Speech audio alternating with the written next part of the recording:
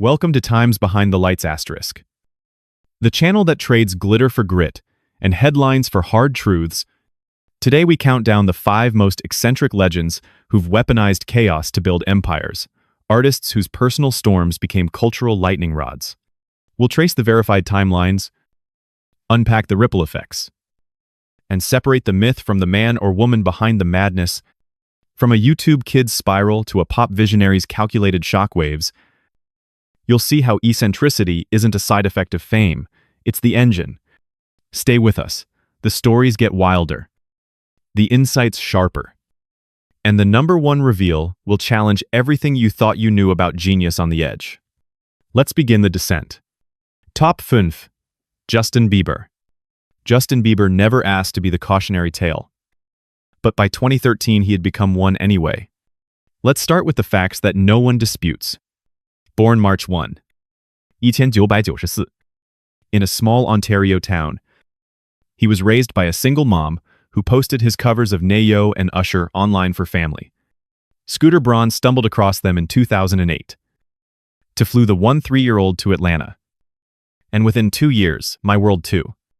Zero debuted at #1, making Bieber the youngest solo male artist to top the Billboard 200 since a 3-year-old Stevie Wonder in 1963. The numbers were staggering: 1 million U.S. album equivalent units in the first year alone, according to Nielsen SoundScan, and a documentary, Never Say Never, that grossed $100 million worldwide. To a generation of preteens, he was flawless. Then the pressure valve cracked. The turning point everyone remembers is January 23, 2014. But the slide began a full year earlier. Court records from the Los Angeles County District Attorney's Office lay it out plainly on the night of January 9, 2013. Bieber and friends pelted a neighbor's 13,000 square foot home with 24 eggs. The damage estimate $20. 0 inches stucco repair, and cleaning sounds trivial until you realize the neighbor was a father of 3 who had never met the singer. Bieber pleaded no contest to misdemeanor vandalism, paid full restitution, completed 12 anger management sessions, and performed 5 days of community service scrubbing graffiti in downtown L.A. His attorney, Roy Black, called it a teenage prank that got out of hand. The judge called it reckless. 3 weeks later, TMZ released security footage from a New York nightclub kitchen. Bieber laughing, urinating into a mop bucket while a friend filmed, then spraying a photo of Bill Clinton with cleaning fluid and yelling an expletive about the former president. The clip racked up 40 million views in 48 hours. Bieber's publicist issued a statement to people the same day: "We all act foolishly sometimes. Justin is no exception." What the statement didn't mention was the deeper pattern speeding tickets in his white Ferrari, paparazzi confrontations, and a growing entourage that insiders later described to Rolling Stone as a moving party with no off switch. The Miami arrest on January 23 sealed the narrative. Police reports confirm Bieber was drag racing a rented yellow Lamborghini at 413 A.M. Field sobriety tests showed slurred speech and a blood alcohol level of 0.04, under the adult limit but illegal for anyone under 21. Toxicology screens detected marijuana and Xanax. He spent 7 hours in custody, posed for the now iconic orange jumpsuit mugshot, and was released on $2,500 bail. Within 72 hours. A change. Org petition to deport him to Canada collected 0.000 signatures. White House officials responded that they couldn't comment on individual cases, but noted the threshold for deportation was 100%. 0.000 verified signatures, exactly what the petition hit. Yet the data tells a more nuanced story. Album sales, for journals, released in December 2013, amid the chaos, still moved 500,000 units in the U.S. alone. The Bad Boy headlines alienated some parents, but streaming numbers for tracks like All That Matters spiked 300% the week of the arrest, per Spotify metrics. Critics called it the Streisand effect. In reverse, every scandal became free promotion. By 2015, Bieber had vanished from public view for months, resurfacing with the acoustic apology video that prefaced Purpose. The album debuted at number 1, moved 1.3 million equivalent units in its first week, and earned his first Grammy for the Skrillex-Diplo collaboration, Where Are You Now? In a Billboard cover story that December, he said, "I was close to letting the pressure destroy me, but I decided I wasn't going to let it." The redemption arc wasn't manufactured. It was measurable in chart positions and therapy sessions. Fast forward to 2025, married to Hailey Baldwin since 2018.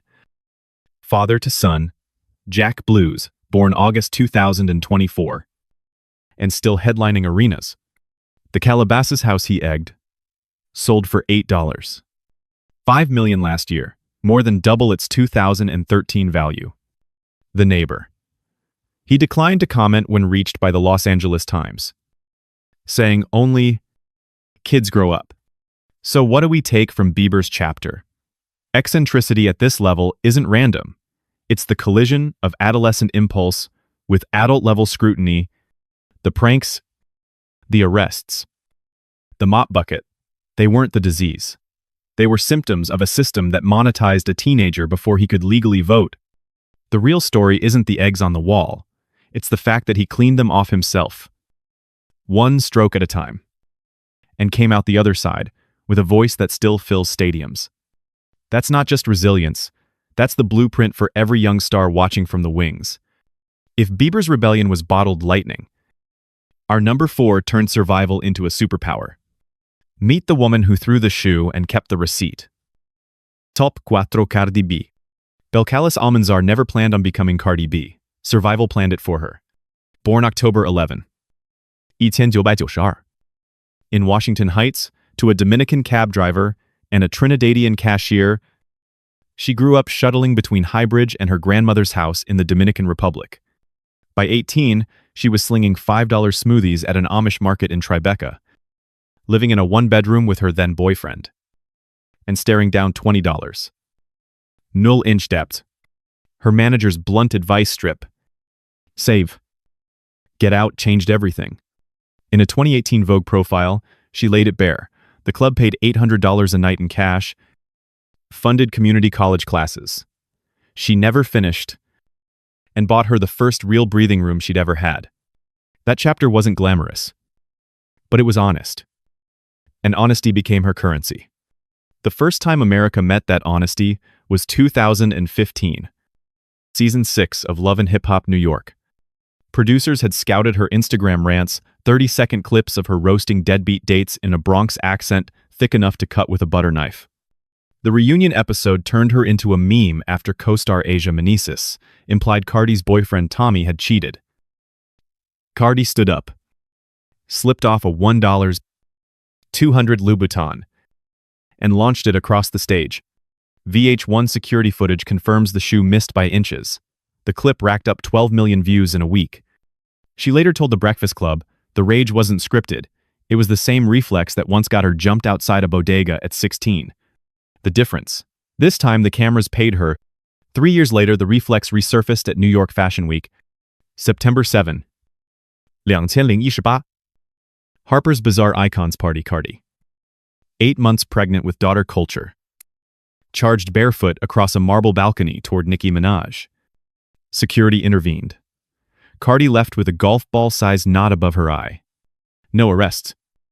No charges. Minaj's team filed a police report for defamation that went nowhere, but the footage looped on every network. Within 48 hours, Cardi dropped Money, which debuted at number 13 and climbed to diamond status alongside Invasion of Privacy. Nielsen data shows the album moved 255,000 units in its first week. The fight became the best free marketing in rap history. The most radioactive moment came in March 2019. An old Instagram Live resurfaced where she described drugging and robbing Johns during her stripping days. "I had to go strip. I had to go. Oh yeah. You wanna F me, yeah? Let's go to this hotel. and I drugged it up and I robbed them. That's what I used to do. The clip detonated. Critics called it confession. Supporters called it context. She addressed it head-on in a second video. I never said I was proud of it. But I'm not ashamed either. I did what I had to do to feed myself. By 2024, she clarified to Cosmopolitan that the statute of limitations had long expired and no victims had come forward. The conversation shifted from condemnation to a broader one about poverty and choice. Fast forward to September 2025. A Los Angeles jury needed less than an hour to clear her in a $24 million civil suit filed by former security guard Imani Ellis. Ellis claimed Cardi scratched her face, spat on her, and hurled racial slurs outside an OBGYN in 2018. Court transcripts show Cardi on the stand. 7 months pregnant. Shrugging, "I'm pregnant. This girl's about to beat my ass." Hello. The jury sided with her version, a heated argument, no physical contact. She turned the trial into merch limited edition, Am I the Drama vinyl, with courtroom sketches debuting at number 1 with 180,000 first-week units. The personal ledger is messier. Offset proposed on stage in 2017. They married in secret, separated in 2018 after infidelity leaks. Reconciled. Separated again in 2020. Welcomed son. Wave. In 2021, daughter Blossom. In 2024. And filed for divorce a second time, in July 2024. Every chapter played out on Instagram Live tears. Tirades. Makeups. Breakups. Yet each public fracture coincided with a commercial peak. WAP with Megan Thee Stallion in 2020 became the first female rap song to debut at number 1 since Lauryn Hill. Strip away the heels and the headlines, and what remains is a woman who weaponized transparency. The same mouth that once cursed out a reality TV rival now testifies in federal court and headlines Coachella. Her eccentricity isn't chaos for chaos's sake. It's controlled combustion, every outburst calculated to remind the industry. She built this empire from the ground up, one red bottom at a time. As she told the 2025 jury, "I'm not the celebrity you sue and think it'll settle, especially when I'm innocent." The verdict wasn't just legal, it was a declaration. Cardi threw shoes. Our number 3 threw microphones and started riots that changed rock forever. Top 3. Axl Rose Guns N' Roses. William Bruce Rose Jr. learned early that the world could be loud and unforgiving. Born February 6, 1962, in Lafayette, Indiana. He grew up in a strict Pentecostal household, where rock radio was contraband and stepfather discipline left marks he still carries. By 15, he ditched the Bill Bailey nickname, legally changed his name to W. Axl Rose, and hitchhiked to Los Angeles with a duffel bag and a dream of outrunning the past. The dream detonated in 1987 with Appetite for Destruction. Geffen Records pressed 500,000 copies, expecting modest sales. It moved 18 million in the U.S. alone. Certified 18 times platinum by the RIA. Welcome to the Jungle wasn't just a single, it became the soundtrack for a generation that felt the city chewing them up. The volatility that powered those vocals spilled off stage almost immediately. The Use Your Illusion tour. Launched May 1991. Promised spectacle and delivered bedlam. Billboard box score tallies 194 shows across 27 countries. Grossing just under $100 million, massive for the era, but the ledger of destruction was longer. July 2, 1991. River Plate Stadium. Buenos Aires. Axl spots a bootleg photographer near the pit. Vaults the barricade. Lands a punch. And storms off after 55 minutes. The crowd of 50. Levin erupts. Surrutted injuries. 300 million. 0-inch damages. Per local police reports. 1 year later, St. Louis He yanks a fan's camera, refuses to continue, and the venue descends into a bottle-throwing melee that lands him in cuffs for inciting a riot. Charges were later reduced to misdemeanors. He paid a $10,000 fine and donated $50,000 to local charities. Fast forward 34 years, and the echo is uncanny. October 18, 2025. Same city, same stadium now, renamed Estadio Tomás Adolfo Ducó. Opening night of the South American leg. Welcome to the Jungle kicks in. But Axl's in-ear feed glitches. He hears only drums. Fan footage shows him rip the mic from the stand, hurl it at drummer Isaac Carpenter's kit, kick the bass drum, and vanish backstage. The band's official X statement 2 days later: technical malfunction, nothing to do with Isaac. Who killed it? Show resumed flawlessly. It did 2 hours, 24 songs, but the clip hit 15 million views in 24 hours. Critics called it vintage Axl. Fans called it passion. The pattern isn't random. In a 1991 Rolling Stone profile, he self-described episodes of manic energy that doctors later labeled bipolar disorder. Medication came and went. The stage became both outlet and trigger. Slash's 2007 memoir. Slash details the final straw, a 1,996 rehearsal, where Axl demanded the guitarist sign over publishing rights. Slash walked. Duff McKagan followed. And the classic lineup dissolved. Geffen poured $13 million into Chinese democracy. Released 2008 after 14 years of studio lockouts. It debuted at number 3 but sold 3 million respectable. Yet a fraction of appetite. The 2016 Not in This Lifetime reunion tour grossed $584 million across 158 shows, proving the chaos had market value. Personal incidents paint the same picture. October 1000, 990 neighbors in his West Hollywood condo building file a police report after Axl allegedly smashes a wine bottle over Bonnie Cantor's head during a noise dispute. Charges dropped after mutual restraining orders. Per Los Angeles County court filings. 1989 David Bowie makes a pass at then-girlfriend Erin Everly backstage. Axl decks him. Bowie later laughed it off in Spin. But the anecdote stuck. At 63, the outbursts are fewer, but no less theatrical. July 2025. Wembley Stadium, rather than check into the Dorchester. He requests Tottenham Hotspur's locker room, sleeps on an IKEA cot, and emerges for soundcheck in the same clothes. Crew sources confirmed to the Daily Mail he's avoided luxury hotels since a 2006 panic attack in a London suite. On stage falls 14, documented in a 2025 fan compilation turned into memes, but he pops up, finishes the set, and signs autographs until security forces him off.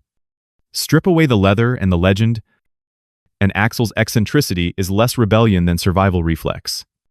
The same voice that shredded eardrums once begged for quiet in a childhood home where silence meant safety. The riots, the walk-offs, the mic tosses, they're not tantrums. They're the last firewall between a man and the memory of powerlessness. Rock gave him the mic.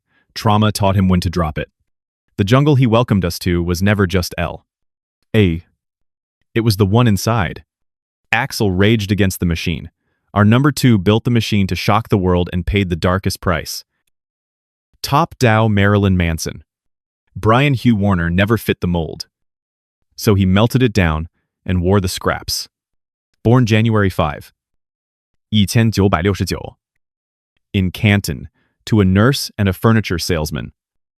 He attended a Christian school where teachers warned that Dungeons and Dragons led straight to hell.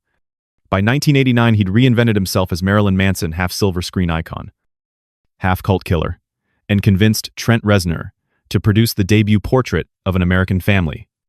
Nothing. Records released it in 1994. It went platinum on the strength of Lunchbox and a live show that ended with Manson setting a Bible ablaze. 2 years later, Antichrist Superstar debuted at number 3. Moved 1. 4 million copies in its first year, and turned suburban parents into protesters overnight. The shock was the brand, but the line between theater and truth started to smudge early. South Carolina police investigated 1,997 claims of on-stage animal cruelty and sexual acts with a minor. Affidavits were filed, venues canceled. But the probe closed without charges, after video evidence showed props, not reality. Manson's 1,998 memoir, The Long Hard Road Out of Hell, co-written with Neil Strauss, doubled down stories of urinating on fans, beating his mother as a teen, plotting to murder a classmate named Nancy. Strauss later confirmed in interviews that some passages were heightened for effect. Yet the Senate held hearings after Columbine, when early reports falsely linked the shooters to Manson shirts. CNN retracted the claim within 48 hours. But the damage stuck. The pivot came February 1. 2021, Evan Rachel Wood, who'd been anonymously describing an abusive ex since 2016, named him on Instagram. The name of my abuser is Brian Warner, also known to the world as Marilyn Manson. He started grooming me when I was a teenager and horrifically abused me for years. Within days, 4 more women went public. By spring, the count exceeded 14. Los Angeles County Sheriff's deputies raided his West Hollywood home in November 2021. Seizing hard drives. The DA's office reviewed evidence for 2 years before announcing in January 2025 that criminal charges were off the table. Statutes of limitations on most claims had expired, and corroboration fell short for the rest. Civil courts told a different story. Game of Thrones actress Esme Bianco sued in April 2021, alleging sexual battery and human trafficking during a 2011 film project that never materialized. Court filings describe whips, electric shocks, and a Girls Gone Wild contract. She says she signed under duress. The case settled confidentially in January 2023. Bianco's attorney called it a step toward healing. A second Jane Doe suit, alleging 2011 rape in his apartment, settled 9 months later for an undisclosed sum again. No admission of liability. A third accuser, Ashley Morgan Smithline, recanted in 2023, filing a declaration that group pressure had implanted false memories. Her original suit was dismissed on technical grounds. She has since gone silent. The professional fallout was immediate and surgical. Stars cut him from American Gods mid-season. Loma Vista Records dropped him the same week. Wood spoke out. Yet by fall 2024, he was back on the road. Smaller venues, 000 capacity theaters. Tickets moving fast, despite picket lines. Billboard reported average gross of $180. 000 per night. Protests notwithstanding. A planned 2025 documentary featuring Wood and other accusers remains in post-production. Manson's team calls it a coordinated smear. Strip the makeup and the mythology. And the portrait is more complicated than villain or victim. The same mind that scripted biblical desecration in the Disposable Teens video also journaled genuine childhood trauma, verified medical records from a 1,990-second psych evaluation leaked during discovery. Note dissociation and night terrors. The shock rock playbook borrowed from Alice Cooper and Ozzy Osbourne, but Manson dialed the dial to 11 and left it there. When Phoebe Bridgers tweeted in 2021 about visiting his rape room as a teen, complete with soundproofing and cameras, he dismissed it as gossip. The tweet stayed up. The room became Exhibit A in multiple filings. What lingers isn't the verdict, it's the question. At what point does a persona built to provoke stop being performance and start enabling harm? Manson's denials remain absolute. A 2021 Instagram post called The Accusations, Horrible Distortions of Reality. The courts have spoken in fragments. The culture is still arguing in full voice. In an industry that once rewarded rebellion with record deals, his story is the caution. Light flashing amber, genius and menace, sharing the same spotlight, impossible to separate without dimming both. Manson weaponized fear, our #1 weaponized wonder, and turned every gasp into a movement. Welcome to Times Behind the Lights asterisk, the channel that trades glitter for grit and headlines for hard truths. Today we count down the 5 most eccentric legends who've weaponized chaos to build empires, artists whose personal storms became cultural lightning rods. We'll trace the verified timelines, unpack the ripple effects, and separate the myth from the man or woman behind the madness. Stefani Joanne Angelina Germanata didn't set out to redefine pop. She just refused to let anyone box her in. Born March 28, 1986, on Manhattan's Upper West Side to Italian-American parents, Cynthia and Joseph. She was the theater kid who traded a full ride at NYU's Tisch for open mics at the bitter end. By 2008, Interscope had hair under contract, but it was the self-released EP The Fame that ignited everything. Just Dance hit number 1. The album sold 15 million worldwide per RIAA figures. And suddenly, a 22-year-old with a voice like a velvet chainsaw was inescapable. Her eccentricity has always been more manifesto than madness, a deliberate fusion of spectacle and statement that turns heads and hearts in equal measure. The blueprint was set at the 2010 MTV Video Music Awards, arriving in a dress of raw flank steak designed by Frank Fernandez. She posed with a meat purse and explained to Ellen DeGeneres the next day it was a raw cry against Don't Ask. Don't Tell. PETA's Ingrid Newkirk fired back in an open letter calling it utterly unnecessary. But the garment preserved as jerky now hangs in the Rock and Roll Hall of Fame. Sales for the Fame monster spiked 40% that week. The outrage was oxygen. A year later, she upped the ante at the Grammys, carried on stage in a translucent egg pod by 4 bearers incubated for 72 hours without food or water. A $150,000 Alexander McQueen creation, she hatched mid-performance to debut Born This Way. Vogue chronicled the logistics. A portable humidifier kept the interior at 98 degrees, symbolizing rebirth for an album that became an LGBTQ anthem, certified diamond with 10 million U.S. Sales. The Catholic League wasn't amused by the follow-up Judas video Gaga as a leather-clad Mary Magdalene, anointing a motorcycle-riding Christ, but she told Ellen it was a metaphor for the betrayal we all feel in love. Boycotts followed, streams surged. The 2020 seconds brought evolution, not exhaustion. At the 2019 Met Gala, she orchestrated a 4-minute quick change from Brandon Maxwell tuxedo to a trailing Schiaparelli gown, embodying camp notes on fashion, as per the New York Times.